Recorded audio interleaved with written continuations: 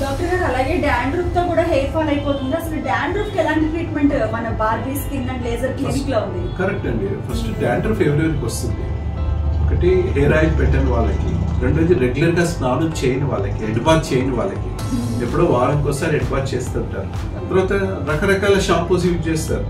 తర్వాత వాటర్ కూడా soft water వాడకుండా హార్డ్ వాటర్, బోర్ వాటర్ వాడతారు. తర్వాత ఇంకొన్ని ప్రత్యేకమైన పరిస్థితుల లోపల ఏదైనా హెల్త్ సమస్యతోని హాస్పిటల్లో అడ్మిట్ అయినప్పుడు కూడా వాళ్ళకి స్నానం చేసే, హెడ్ బాత్ చేసే ఫెసిలిటీ ఉండదు కాబట్టి వాళ్ళకి కూడా డాండ్రఫ్ వస్తుంది.